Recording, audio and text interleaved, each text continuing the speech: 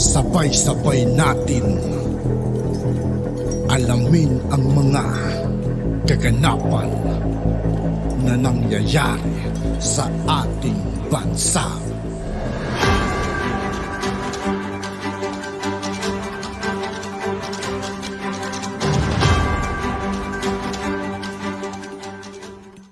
Yo, what's up mga kaibigan? This is Aitoki po again. Ngayon nandito ulit tayo sa channel ni Banat News Updates. Dito ulit tayo magbibigay ng komento at reaksyon. Kaya samahan nyo ako guys. Let's go! Pag-uusapan natin ngayon, ito po, no? Pag-uusapan natin? Cynthia Villar. Pinayuhan po si First Lady tungkol po sa proper attitude, no? Paano siya makakatulong sa ating pong presidente ng Pilipinas. Galit na galit yung Cynthia Villar tong batang QC. TI ka, Cynthia. Bakit si First Lady pa ngayon na nakikipag-away at si Inday na naman ang api at biktima? Tindi ng spin Isa ka ding himod puwet kay Digong. Ito po ang sinabi ni Cynthia Villar.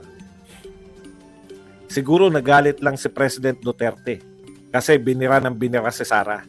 Siyempre, ang tatay, pag binibira yung anak, nagiging defensive, di ba? I think it's a natural reaction ng isang tatay. Correct!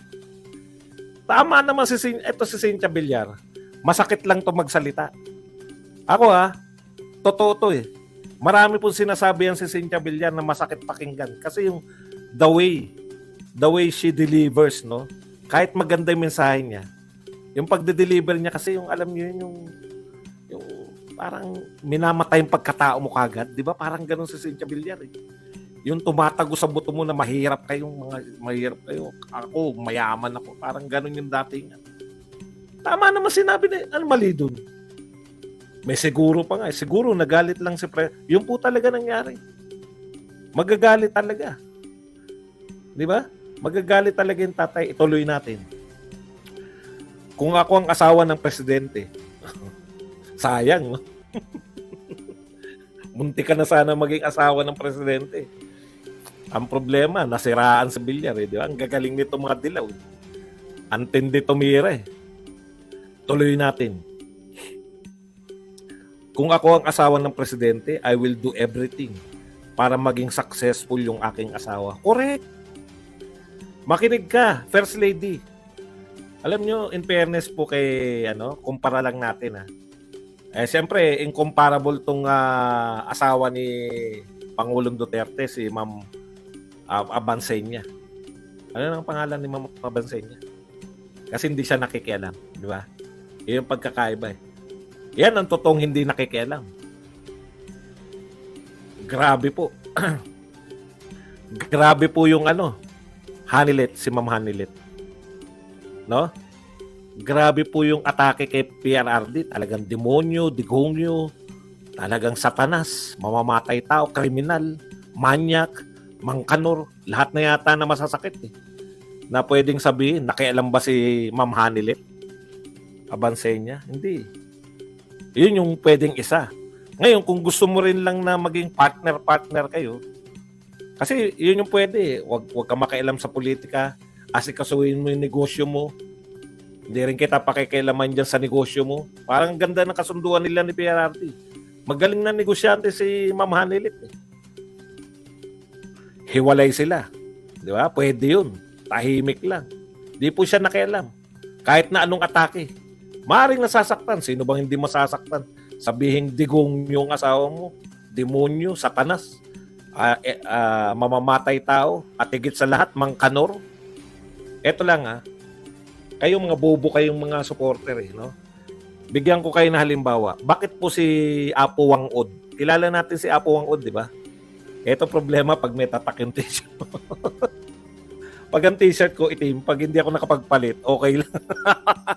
Pero pag may tatak na ganito, pucha, may nag-iisip na, kanina pa ba suot ni Badong yan? Hindi na naman naligo. Naligo po ako bago ako umalis. Balik tayo. Ano yan? Ano yung sinabi? Ano yung sinasabi ko? Nasasaktan din yan, pero hindi lang sila kumikibo. O kaya kung gusto mo talaga na very active kang first lady, ay gayahin mo yung biyanan mo. 'Di ba? Very active siya. Si Apo Wang Od. Nakalimutan ko talaga, promise. Alam niyo po, yung nagsasabing manyak si Pangulong Duterte. Bakit hindi niyo po masabi yan kay Wang Od, kay Apo Wang Od? Si Apo Wang Od, yung mga pogi, sino na yung piniga ni Apo Wang Od na yung mga edits? Si Piolo Pascual, no? Namimiga po ng edits yan, namimili lang siya ng mga gwapo. Oh. Pero bakit wala pong si Piolo tsaka yung taga GMA daw, yun po talaga yung yun po yung isa pa. Pinipiga niya yung ari ng mga nagpapatato sa kanya basta gwapo. Meron po ba nagsabi na manyak si Wang Od? Si Apo Wang Od? Wala, di ba? Bakit? Uy, Boss Placido, tuloy na ba? Tuloy na pala. May problema na naman. Sige. Sabihin mo na ngayon at nang malaman nila, ito po yung isang organizer, may malaking problema. O yung maisog, nako, kababalita ko lang na kasado na. Ano pa nangyari ngayon? Wala po nagsabing manyak si Wang Od, di ba? Kasi alam natin na yun po ay biruan lang. Yung pong mga paghalik-halik ni Pangulong Duterte, yun po yun.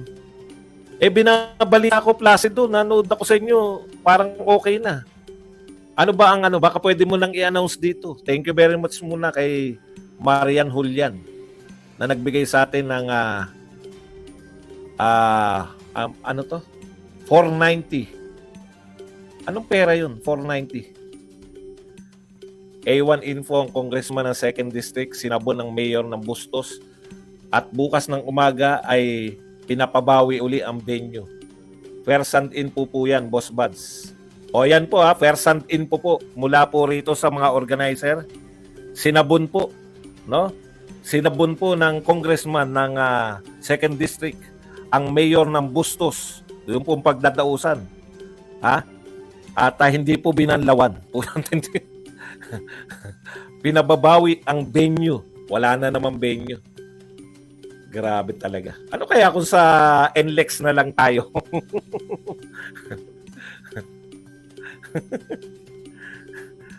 Alam po, dapat ang sama naman sa loob. Di babawiin na natin tong binabalita ko na kasado na. O yan po, pinababawi na naman po. Dollar ba?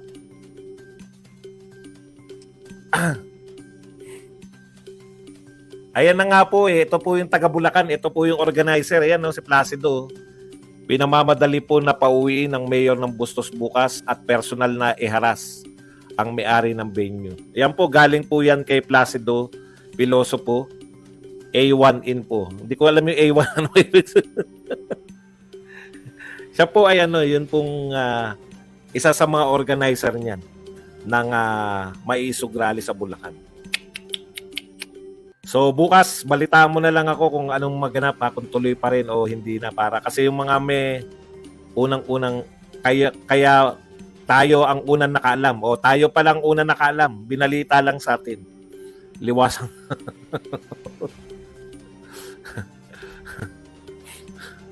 Okay. Tignan po natin. Maraming salamat Placido Piloso po. Gumagawa na po kami ng statement ngayon regarding dyan at i-air po namin ngayon yan. O yun, meron sila mamaya i-air. Maraming salamat Placido sa info na yan. Kala ko kasado na, binabalita ko na. Medyo hinahabol pa raw na naman. Hindi po fake news. Balita na sila eh. Ikaw naman mabuhay oh. Halatang halata ka naman. Ang tawag po dyan ay breaking news, hindi po fake news. No? Hinahabol nga po hinahabol nung congressman ayon dito kay Placido. Siya po organizer yan si Placido. Okay, punta na po tayo. Sayang naman yung mga nakabili na ng ticket.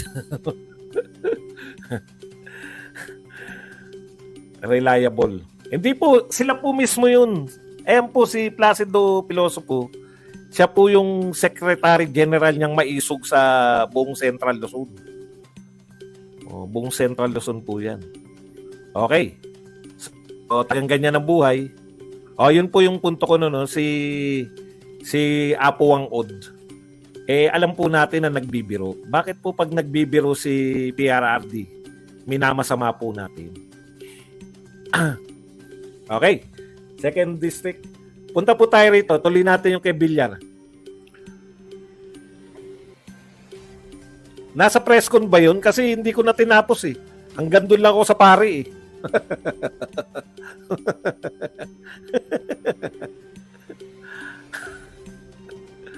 Panoorin niyo po. Sec-gen po yan si Placido. Tuloy po natin tong kay Villar. Nasa press con siya kanina. Siya yung Secretary General doon. Yung unang-una nagsalita. Yung kagwapuhan. Okay, kung ako ang asawa ng... Ito na po, tuloy natin sa Villar. Kung ako ang asawa ng presidente, I will do everything para maging successful yung aking asawa. Hindi na ako makikipag-away. Wag nang mang-away, gumawa na lang ng mga project na makakatulong sa tao para mahalin ng mga tao, lalo yung ating presidente, di ba? Yun po ang payo ni Cynthia Villar. Actually, gayahin mo lang, First Lady Lisa, gayahin mo lang yung formula ng biyanan mo, si Imelda Marcos.